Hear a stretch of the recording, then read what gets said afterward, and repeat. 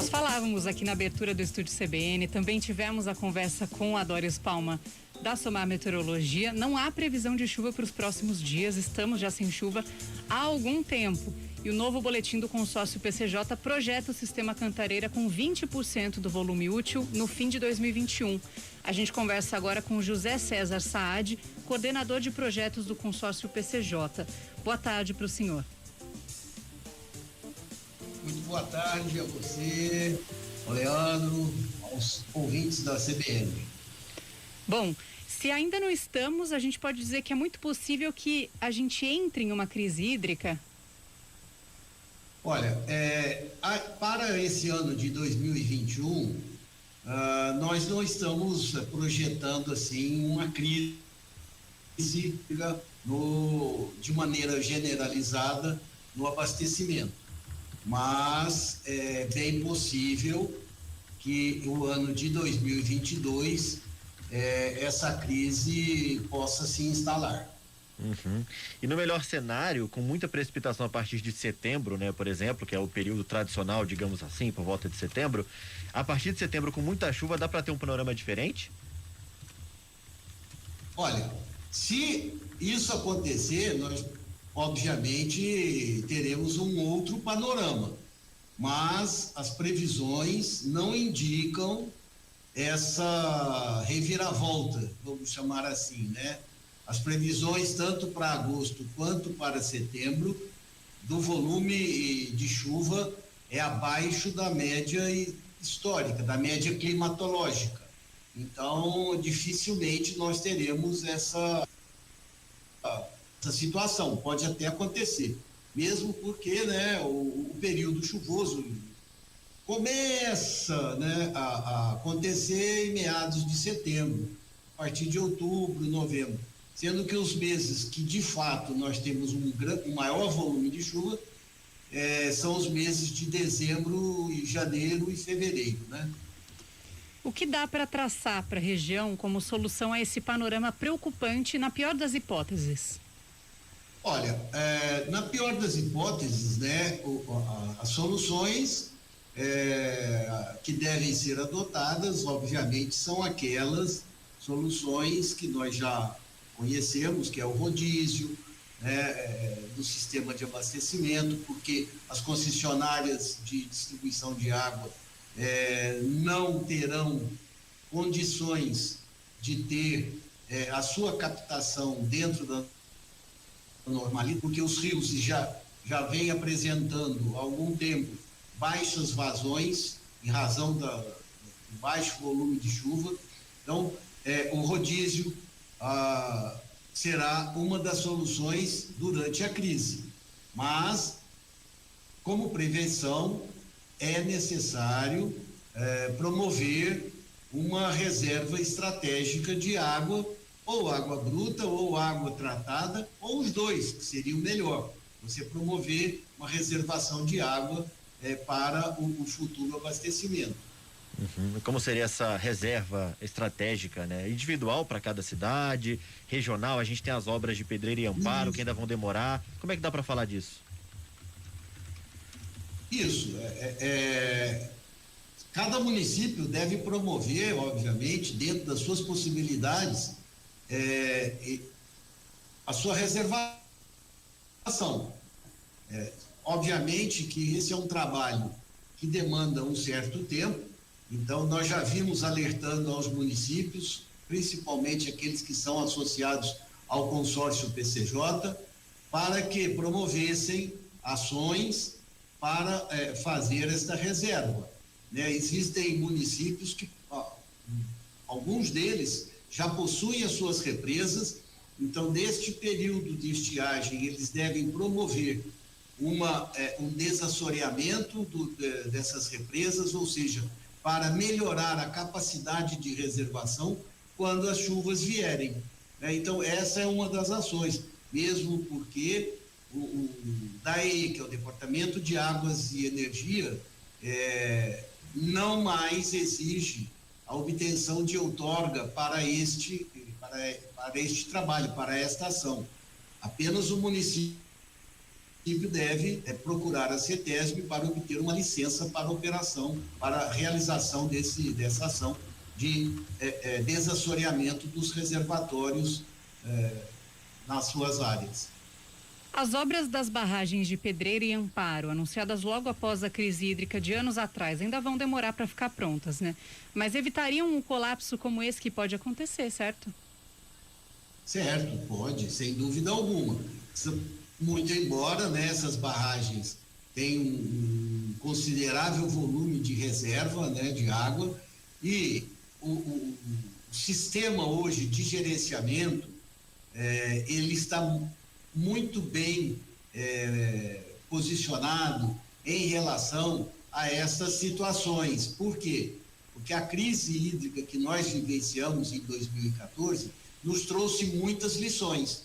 Então, nós já aprendemos e sabemos que pode acontecer tanto uma crise hídrica como aquela ou até pior, né? Esperamos que isso não aconteça, mas o sistema hoje está preparado, sabe como agir, como atuar, né? Está pronto a dar respostas, né? Mediante a implantação de uma crise hídrica. Alguns especialistas afirmam que estamos em um momento cíclico, né, se é que podemos chamar assim, de baixa precipitação e que a crise anterior, em 2014, fez parte disso. Dá para realmente considerar que seja normal, que daqui a alguns anos isso volte, a precipitação volte àqueles patamares que a gente estava acostumado, né? Porque a gente que trabalha com notícia, né, a gente trabalhava com aquelas informações, infelizmente, de inundações, enchentes em algumas cidades, e a gente tem falado de crise há um certo tempo, né? Exatamente. Isso tem se mostrado um fenômeno sazonal, cíclico, né? Com períodos que variam aí entre 20 e 30 anos, de períodos com mais volume de chuva, com maior quantidade de chuva, e volumes com menor quantidade de chuvas. No entanto, o que a gente tem observado é que nos últimos 80 anos, as chuvas vêm caindo, né? Embora nós tenhamos algumas décadas com mais chuva, mas no geral, nós temos observado que as chuvas de fato vêm reduzindo, vêm diminuindo em quantidade, principalmente para nós aqui que moramos nas bacias PCJ, no sistema Cantareira e na própria bacia PCJ, a gente tem observado isso. Então, as previsões, as estimativas dos institutos de meteorologia e os estudiosos do clima indicam que esse período seco que estamos vivendo, né, essa década seca, deverá prosseguir até o ano de 2025, quando teremos provavelmente uma outra fase com mais chuvas, com chuvas mais abundantes. Então, por isso é que nós temos que estar sempre atentos e preparados. Nós temos que adotar ações, porque são ações, a grande maioria delas, que demandam muito tempo para serem implementadas, né? Então, por isso que é necessário você já adotar ações com bastante antecedência, como prevenção à implantação de uma crise, de uma estiagem mais forte. O quanto essa situação de baixa nas chuvas que vivemos contribuem para a mudança do padrão de consumo de água da população e das indústrias? Olha, a população, ela responde muito bem aos apelos quando ela percebe, obviamente, que a situação é grave. Então, mediante a informação clara, objetiva e honesta, a população responde muito bem. Em 2014, 2015, nós tivemos reduções de até 30% no consumo de água. E isso permaneceu por um bom tempo. Mas, infelizmente, a população, muitas pessoas esquecem que isso aconteceu e passam e retomam velhos e antigos hábitos, né? Então, por isso que é importante estarmos sempre reforçando a necessidade do uso da água de maneira racional. Não é porque está chovendo muito que nós podemos fazer o uso de maneira um desperdício. Não é possível. Nós temos sempre que, durante toda a nossa vida, estarmos preocupados. Por quê? Porque a água é um bem finito, né? A população tem aumentado, isso demanda um maior consumo de água. A própria epidemia em que estamos, essa pandemia que estamos vivendo, ela trouxe um aumento no consumo em razão da higienização necessária para você se manter seguro. Então, nós temos que ter sempre em mente que o uso racional é a melhor ferramenta para enfrentarmos a crise hídrica, se ela, porventura, se instalar. Então, nós temos que tomar banho, fechar a torneira quando ela não está sendo utilizada, não lavarmos calçadas e carros e veículos com mangueira nas portas de casa. Então, todo esse tipo de ação tem que ser adotada. A indústria, por sua vez, ela tem feito sua parte, fazendo utilização do que nós chamamos água de reuso, que é a água obtida de um tratamento terciário do esgoto sanitário. Então, as coisas precisam ser divulgadas e informadas à população. Uhum. De modo geral, o senhor já disse que a crise anterior ensinou bastante, né? Mas o que mudou de fato de lá para cá, né? Seja nos níveis dos reservatórios, como também nas questões técnicas da gestão da água. O que mudou? A gente teve aquele exemplo de 2014. O que mudou de lá para cá? Olha, o que mudou, a gente hoje tem plena consciência do quanto de água é necessário, né? O mínimo de água necessário. Nós temos plena consciência hoje. Naquela época, o sistema de gerenciamento dos recursos hídricos, ele trabalhava sempre com a ideia, como você mesmo já citou no início da nossa conversa, com eventos de cheia, eventos climatológicos com muita chuva. E isso mudou.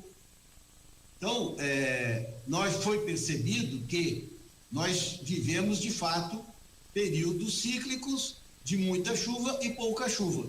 Então, nós percebemos que, nesses períodos cíclicos de baixa pluviosidade, o sistema tem que estar atento para melhor direcionar o consumo de água, né? E ir alertando a população para que faça uso consciente da água e ir controlando desta forma. Então, esse foi o grande aprendizado. Hoje nós sabemos que não há necessidade de tanta água como se utilizou no passado. Mesmo porque nós não temos toda essa água que se imaginava, né? Porque no passado, num passado recente, nós considerávamos até que tínhamos um tal de banco de águas, ou seja, que essa água existia guardada em separado. E isso não é fato, né? A água era uma só, o reservatório era um só. Então, foi esse o grande aprendizado. E também houveram obras, ações para a melhoria da disponibilidade de água tanto para a região, aqui na região do PCJ, para a região metropolitana de São Paulo. Preocupação com a questão energética, né? O quanto isso ajuda na conscientização? Olha, a questão energética ajuda muito, porque afeta diretamente o bolso do consumidor, né? Porque o sistema energético, como a nossa matriz energética ela é mais de 60% baseada na energia hidroelétrica, ou seja, se você não tem água, você não consegue gerar energia, então você tem que fazer uso de outras formas de geração de energia elétrica, e uma delas é a usina termoelétrica, que é muito mais cara, né, de se operar, promovendo um aumento no custo, um aumento significativo, é importante dizer, no custo dessa energia. Então, o cidadão, ele vai perceber na sua conta o tanto que ele está gastando, e o tanto que é importante você consumir menos água também, porque a energia elétrica, ela é produzida por usinas hidroelétricas, né? Mais de 60% da nossa geração é de usina hidroelétrica. Então, isso tem mostrado a população que não é só de um lado, não é só a falta de água, mas a gente corre o risco de ter também, além da falta de água, a falta de energia elétrica, o que é muito grave. Sem energia elétrica, nós até conseguimos sobreviver num período, né?